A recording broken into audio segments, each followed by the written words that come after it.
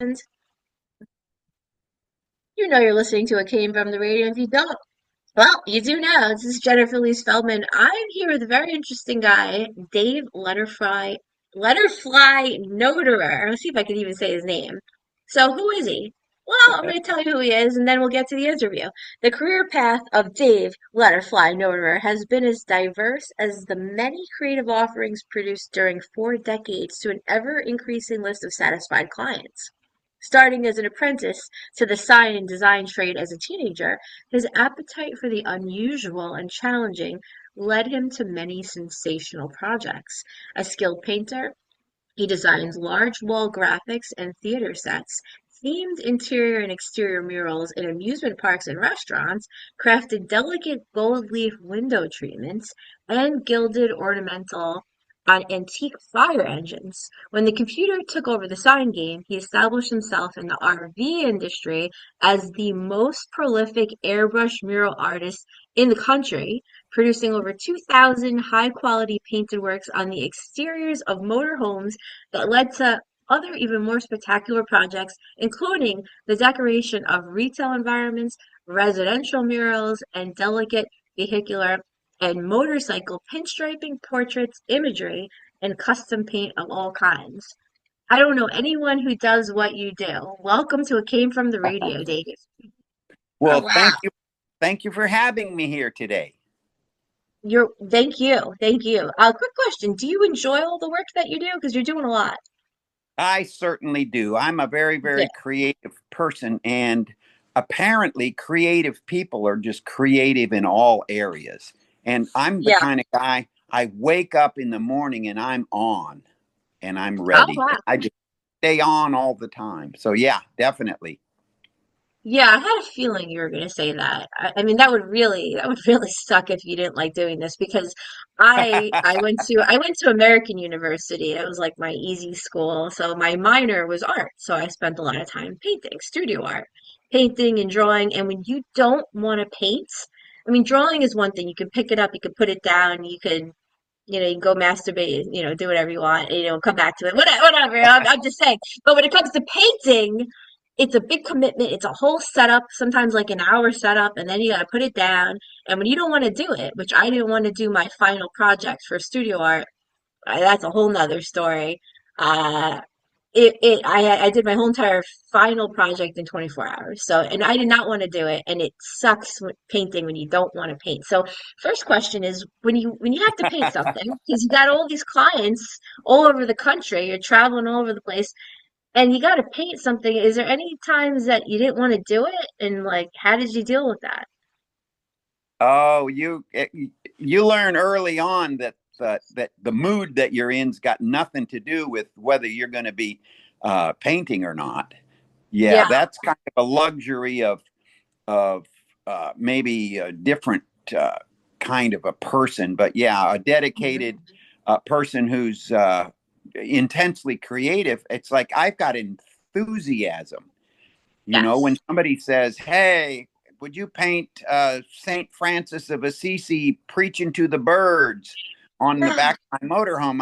I'd go, "Yeah, that'd be fun." Where 8 out of 10 other artists would go, "No, no, I couldn't possibly do something like that." So Hmm. yeah, it's just a challenge. It's another challenge.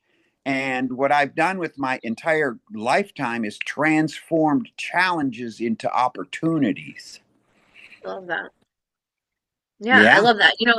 One thing I do, just a quick aside, and it's something that I talked about and I'm thinking about a lot the last month, is, a lot of times people in your industry and mine, they'll give you offers. You'll get offers all the time. And sometimes the offers are great, acting in a movie or doing special effects or, using my house's location, who is it, the amount of money, whatever.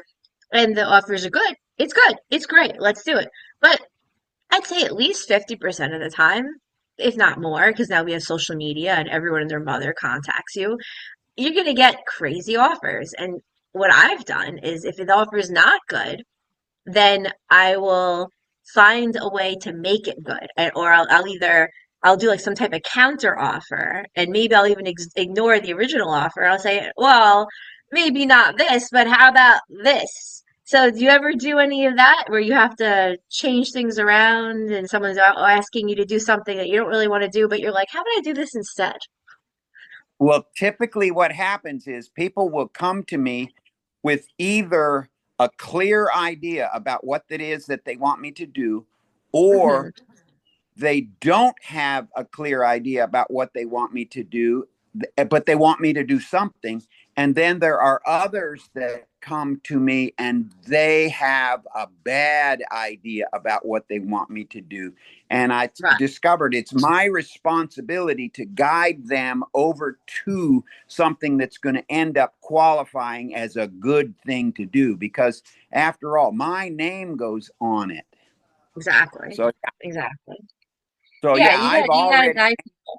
whole bunch of different kinds of transactions like that. So yeah, definitely. Have you ever had anyone that was a control freak and they were holding on to this horrible idea and you had to really maneuver that one? Oh, definitely. Yeah, I've dealt with every kind of personality that there is. So I'm sure. definitely, yeah. And so there are a lot. It's just like with there's a saying. Some people appreciate uh, presence, and other people appreciate when when you go away. It's the same thing with all the different kinds of customers, the variety of people there are in the world. So yeah, Hmm. and in my line of work, it requires me processing a never ending stream of new customers. So yeah, I've Yes. had plenty of opportunity to, and that's kind of interesting. That typically the artistic personality wants to be reclusive and withdrawn, and I've transformed that tendency into becoming a people person, where part of the Got to. one of the most gratifying parts of the job is the amount of satisfaction, and like my customers get very, very happy with what it is that I do. And that provides fuel for me Mm-hmm. to continue and especially strive to do an even better job this time than I did last time. It's just because of the level of happiness I'm able to pro- pro- promote in my customer. Right. So now, when you're working with new people all the time, as I do, and you're working on new projects all the time, and you're creating things that maybe never existed, you're inventing things essentially, you have to, I think, you have to have the thought in your head, I can do this, this is going to happen, it's going to be worth my time, before you make that investment into actually doing it. So, how did you originally have that self-belief and confidence in yourself that you'd be able to do even your first project? Well, I think that it started with even as a child, I was unstoppable. I grew up on a Hmm. university campus, and the other sorority houses and the fraternity houses for homecoming every year, they would build a big display in their front yard. So as a 6-year old, I commandeered a large cardboard box, and I took some crayons and I made my own display in our front yard. And So then for cool. every year, I would build an even more elaborate display. So by the time I was 10 years old, I had an electric motor, and the darn thing was animated. And I had a Wow. theme, and it was all. So I've always been creative and unstoppable. And then I became a drummer in high school, and I got the brilliant idea that I should be playing the drums in the circus band, accenting the efforts of the performers and stuff. So at 16 years old, I spent the summer on the circus, and it just kept, it's like dominoes falling down my whole Hmm. career. They're just yet another incredible thing to apply myself to. Yeah. Right. I mean, that's how my life has been. And I remember my mom at a younger age when I didn't exactly know what to do professionally. I always was active, like you, creating something Always. I had sales, I had businesses, I had jewelry companies, magnet companies, all this stuff. But professionally, to make money, I didn't really know what to do. I remember one of my mom's piece of advice was just do something, everything leads to something else. And just like you said, dominoes falling. You know, I had to pee and I went into a gym and watched in sports clubs, and I was not a trainer. I was training my boyfriend at Merrill Lynch, and a woman asked me to train her. But I went to pee and I ended up becoming a trainer. I ended up teaching the main morning classes for 2.5 years, and becoming a certified trainer and going on Fox News and a couple months later and all this stuff. So you just, sometimes just one thing leads to the next. If you're open, you're involved. And I guess if you have somewhat of a good attitude and people don't hate you, that happens. You Definitely. seem like a very Yeah. likable guy. Yeah. Now, Yep. That's as exactly as far what as happens. Yeah. as far as a likability, do you think that some of your success in being constantly employed has to do with people liking you or just liking your work? Yeah. I think it's a combination because Hmm. certainly the personality is what allows them to consider that, hey, this might be a guy that I'd like to have create something. And definitely. So yeah, likability, being a people person. And what's interesting was, as a child, I wasn't that interested in other people. Because Hmm. of this line of work, it was necessary for me to become a people person. And today I've transformed. I've done a 180 from when I was a kid, and I am genuinely interested in other people today. Yeah, it seems like Uh-huh. that. Um, to get a little more into that, are there parts of your persona, your personality, the way of life that you had before you're working with all of these different people as an entrepreneur that you had to put aside in order to work with the public as a businessman? Well, there are times. Well, what I've had to do is, Too. yes, my personality and my embracing the the personal aspect of the customer relation has just transformed me, because when I was a child I was a little bit reluctant, but then because of the line of work and having to process so many uh, customers, I've actually done a 180 and I've transformed from somebody who's reluctant into somebody who's genuinely interested in other people. And the way that I treat this,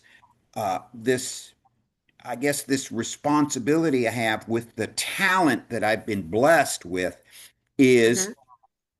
finding ways to be a blessing to other people. I love that.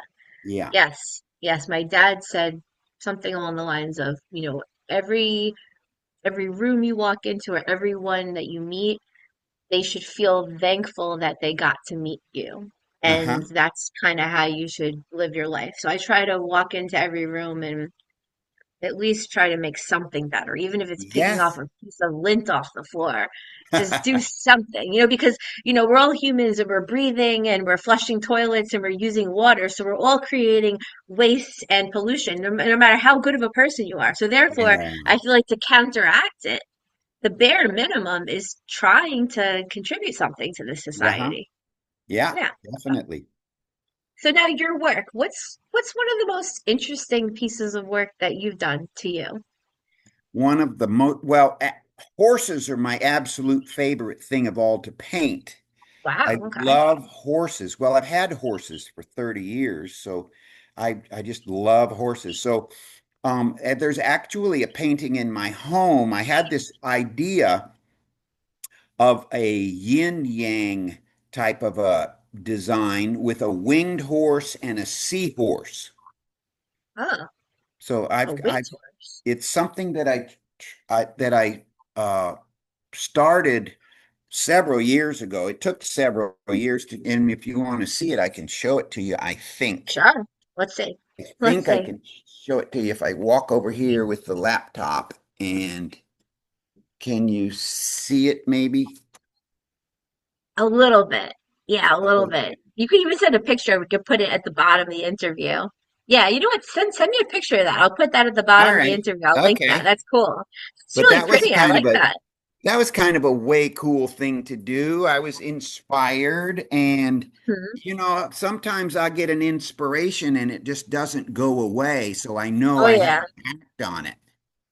And so Yes. that's how that painting got done. It got started. I got about three-quarters of the way through, and then leaned it up somewhere and forgot about it for a couple years. And then somebody gave me that beautiful frame, and then that prompted me to get it done so that I Yeah. could put it in the frame. So, yep. And the next thing you know, it's done. It's hanging on the wall. That's cool. Now you're a bit of a character. You're interesting. You know, I like sketch comedy. I could see you being some character, or maybe I would draw on you for some of my personas. You ever do self-portraits or any acting Have some acting. or self-portraits of yourself? Anything featuring yourself in your work? Oh, well, memoirs. I've been writing. Yes. I'm an author. Three. I'm an author. I'm also an Yes, you have author. three I got memoirs, three right? memoirs written. I'm working on three more, and Yeah, let's hear about that. I've become quite a storyteller. Well, uh, I've actually had quite an interesting life. Hmm. And it started around the circus, and then I became fascinated with not only horses, but especially sign painting. And then I've had to evolve as the years. It seems like every decade I had to evolve into something else. And Hmm. it's all been super interesting, and I have a passion for, all of those things, I guess, that are disappearing, the crafts type, Hmm. uh, and then the classic horsemanship, and a lot of things that have been a big part of uh, civilization and mankind and all that kind of stuff. And Hmm. so I just have a passion. And so now I'm taking all of that interesting information that I've accumulated during my whole life, plus uh, the I guess you'd say the scene, the way that I accumulated that, and I'm putting it into the form of stories with the underlying theme, because the end result of me going through all of this stuff was it made me a better person. And so now I'm writing books, and the motive is to make it so that the reader is inspired and they benefit from what the theme of each one of the books are. Hmm. But Now, as someone who's oh, continue. it's like that. The book I've written a book. It's called Kinker, Circusing the '70s, and it's about a 10-year period that started when I was a teenager, and it goes on to about a 10-year period, and it was pretty much all about my life with the circus, all that chaos and turbulence and excitement and adventure and all of the aspects of the circus back in the 1970s that are pretty much gone today. And Hmm. there's an underlying theme, because as a child I had this feeling like maybe I didn't quite belong anywhere. And then so this is like the underlying theme, and then the payoff at the conclusion of the book has to do with discovering that yes, indeed, I do belong. And not Right. only do I belong, but I belong in a big way. So, That's which great. is hopefully to inspire the reader too. Yeah. Yeah, that's such a great feeling because, I'll be 42 soon, which I see as very young. My Mhm. view of 42 is like you might as well be 10 years old. But looking back, I was thinking about this earlier of my high school years. I was just like, my senior year, I was ready to give up. And I was just like, Yeah. a few times in my life, even in college, what are we doing here? Like, what's the Uh-huh. point? So now we know that a lot of college is BS and it's just a business plan. And my gut feeling was right. Like, what is this? Why do we need to spend $38,000 a year? No shade to American University, but like, sorry, what are we doing here? So it's Uh-huh. very easy to feel that way as a kid. So it is really important for readers, listeners, people to have examples like you and me and everyone to share how maybe their paths turned out in a way where you're like, oh, this is where I belong. This makes sense. This Yeah. isn't all a waste of time, you know? Yep. And all of those things I went through were all designed for an even higher purpose Hmm. than yeah, than simply being like inconvenient or something that I didn't like. No, it was designed for my growth. My personal growth occurred as the result of going through all of those things. So then all of a sudden, we can become grateful for Right. everything we've gone through during our life. I feel the same way, and that you actually set yourself up perfectly for my final question, which was going to be, do you believe in God or destiny or fate or things that are meant to be in two Oh, minutes or less? yeah, definitely. It's really interesting. My daddy was a preacher. Okay. And I didn't want to have anything to do with the church when I was a kid because they were Hmm. all, I guess I was sensitive and I noticed things and stuff. So it wasn't Hmm. until I was introduced to a practical relationship with God through the Recovery Fellowship of AA, and Hmm. that's where I was introduced to. I guess I would be more of a metaphysical thinker than a religion type guy. I'm more of a I have a personal spiritual relationship with a higher power today Hmm. that is my uh, that has given me a design for living my life that I really enjoy today. So Yeah, yeah, hopefully that was a good answer to that question. But love do it. I? Of course, yeah, I sure do. And what has happened as the years have gone by, that relationship has become more and more important to me. That's really cool. Are your memoirs able to be listened to, or do we have to read them? Do you have any books on tape? Not yet, but that's one of my ambitions is to make all Okay. of my books into audiobooks. Yeah, and people tell me Yeah. I'm really good at it. Yeah, Yeah, I think you should do it as your own voice. that's exactly right. Yeah, Yeah, you don't need someone else to narrate your story. Why don't you tell your own story? that's right. Yeah, Yeah. yeah, And it doesn't have to be perfect. You can pop your P's, or I don't know. I mean, obviously you want to have high quality recording, yeah. but I think just the way you're doing it right now informally is great. But who Oh, cares? good. I'm not. Oh, Anyway, we're good. at the end of the interview. Thank you very much. Good luck with everything. Much more to say, but we got to end it. So please tell listeners where to find you, website, anything else you want to say. Oh, it's real easy to find me. You just go to letterfly.com. That's Uh-huh. Letterfly.com. Great.